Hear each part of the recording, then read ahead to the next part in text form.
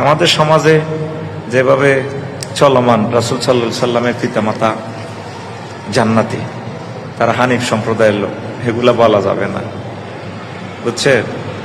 আবেগ দিয়ে হবে না।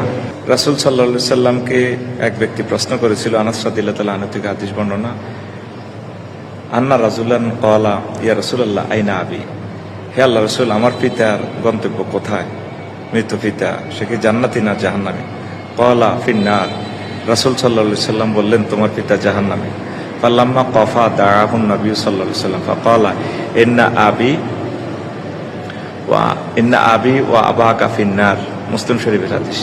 নিশ্চয় আমার পিতা এবং তোমার পিতা জাহান্নামী। নবীজির মা বাবা নাকি জাহান্নামী।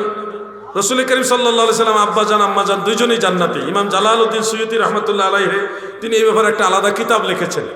সেই কিতাবে কোরআন এবং হাদিস থেকে প্রমাণ করেছেন নবীজির আব্বা আম্মা দুইজনেই জান্নাতি। মুসলিম শরীফের যে হাদিসটা আছে, ইন্না আবি ওয়া আবাকা ফিন্নার, তোমার বাবা আমার বাবা দুইজনেই জাহান্নামে, এই হাদিসটা আপনাকে আরো একটু স্টাডি করতে হবে।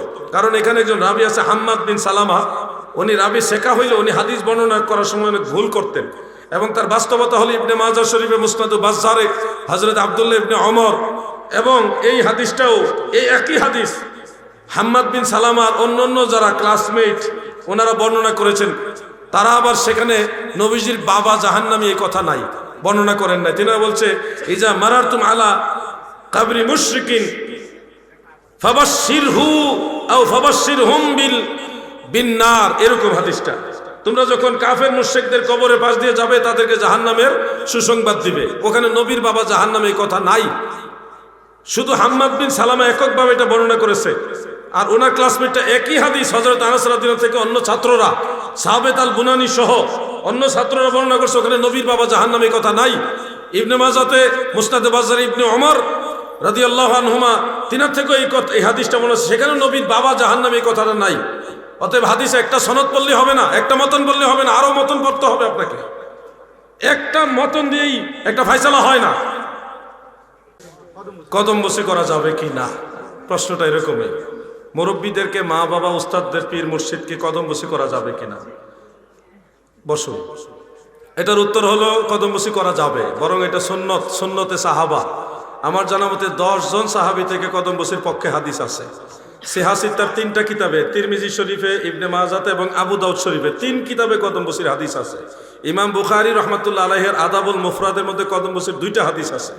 সর্বমোট আমার জানা মতে 10 জন সাহাবী কদম বসির পক্ষে হাদিস বর্ণনা করছে। একটা বা 2টা হাদিস শোনাই, তাহলে আপনারও একটু ভিতরটা শান্তি হবে। সুনানু আবি দাউদ, দেওবন্দি নুসখার ছাপা, পৃষ্ঠা নাম্বার 709, যেটা আলিয়া মাদ্রাসা কামিলে পড়ায়, ওই যে মেইন কিতাবের 709 পৃষ্ঠা। এই হাদিসটা আবার মেশকাত শরীফের 402 পৃষ্ঠার মধ্যে আছে মেইন কিতাবে। তো হাদিসের সনদের মান সহি। ইমাম ইবনু হাজার আসকালানি হাদিসটাকে সহি বলেছেন। মূল মতনটা হলো এইভাবে, عن زارع رضي الله عنه وكان في وفد عبد القيس قال لما قدمنا المدينة فجعلناه نتبادر من رواحلنا فنقبل يد النبي صلى الله عليه وسلم ورجله رواه أبو داود। হযরত জারে রাদিয়াল্লাহু আনহু বলেন, আমরা মদিনা মুনাওয়ারায় গেলাম, দ্রুত গতিতে যার যার বাহন থেকে নামলাম। এরপরে উকাব্বিলু ওয়াহিদ মুতাকাল্লিম, আর নুকাব্বিলু হলো জামা মুতাকাল্লিম। সাহাবারা বলেন, আমরা সবাই মিলে আল্লাহর হাবিবের হস্ত মুবারকে চুমা খাইলাম এবং কদম বুসিও করলাম। সহিহ হাদিস এটা। এরপরে ইবনে মাজাহ শরীফ 292 পৃষ্ঠা, এটা সিহাসিত্তার কিতাব, সনদ সহিহ। সাফওয়ান ইবনে আসাল রাদিয়াল্লাহু আনহু থেকে বর্ণিত, তিনি বলেছেন যে একজন ব্যক্তি রাসূল পাকের কাছে এসে ইউকাব্বিলু ইয়াদান নবী সাল্লাল্লাহু আলাইহি ওয়াসাল্লাম ওয়া রিজলাইনে, তিনি নবীজির হস্ত মুবারকে চুমা খাইছে এবং নবীজির 2 কদম মুবারকে কদম বুসি করছে। সুবহানাল্লাহ। এরপর আরেকটা হাদিস, এটা ইমাম বুখারী রাহমাতুল্লাহ আলাইহি বর্ণনা করেছেন আদাবুল মুফরাদে, আন সুহাইব রাহিমাহুল্লাহু তাআলা قال রাআইতু আলিয়া রাদিয়াল্লাহু আনহু ইউকাব্বিলু ইয়াদাল আব্বাস ওয়া রিজলাইনে। হযরত সুহাইব উনি একজন তাবেঈ, তিনি বলেন, আমি হযরত আলী রাদিয়াল্লাহু আনহুকে দেখেছি ইউকাব্বিলু ইয়াদাল আব্বাস, তিনি নবীজির চাচা হযরত আব্বাসের হাতে চুমা খাইছে, ওয়া রিজলাইনে, তিনার কদম বুসিও করছে। সুবহানাল্লাহ বলে। এরকম 10 জন সাহাবী কদম বসির হাদিস বয়ান করছে। এখন আপনাদের ফ্রেন্ড সার্কেলে ওনারা যদি কওমি দেওবন্দি হয়ে থাকে বা হেফাজতি হয়ে থাকে, ওনাদের বলবেন দেওবন্দের সবচেয়ে বড় আলেম রশিদ আহমদ গাঙ্গুহি সাহেব ওনার ফতোয়ায়ে রশিদিয়ার মধ্যে বলছে কদম বসি করা সহিহ হাদিস দ্বারা প্রমাণিত সুন্নত। এটা দেওবন্দীদের কিতাব। আর আরেকটা আছে আহসানুল ফাতোয়া, সেইটার মধ্যে লেখা আছে এই কদম বসি করা মুস্তাহাব।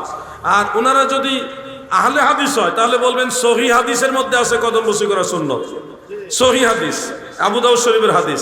তো আশা করি এতগুলি দলিল জানার পরেও এটা কেউ আর অমান্য করবে না, অস্বীকার করবে না।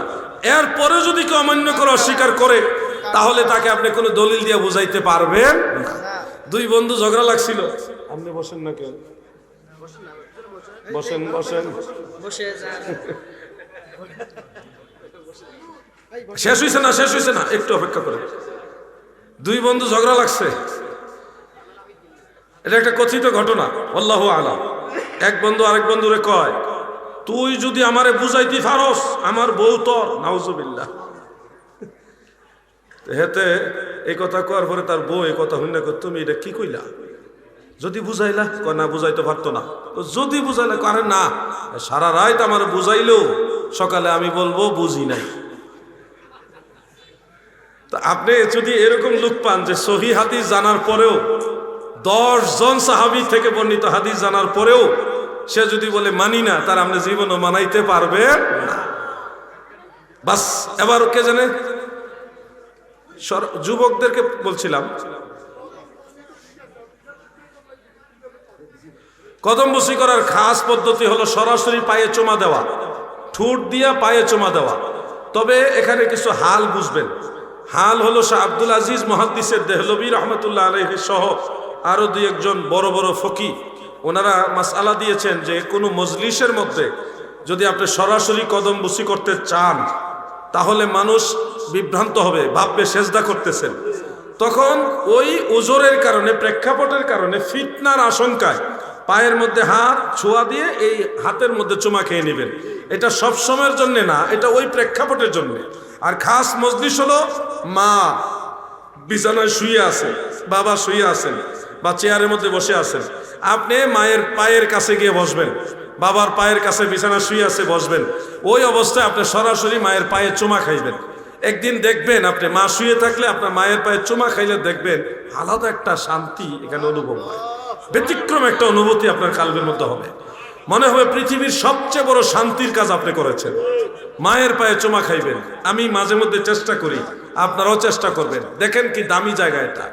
জান্নাত কোথায় জানেন? ইন্নাল জান্নাতা তাহতা আকদামিল উম্মাহাত। মায়ের পায়ের নিচে আপনার জান্নাত। ওই পায়ে চুমা খাইবেন, বাবার পায়ে চুমা খাইবেন। সব হালে না, স্থান কাল পাত্র বুঝে, যেন ফিতনা না হয়। আল্লাহ আমাদেরকে বোঝার তৌফিক দেন, বলেন আমিন। সবাই বলেন আমিন।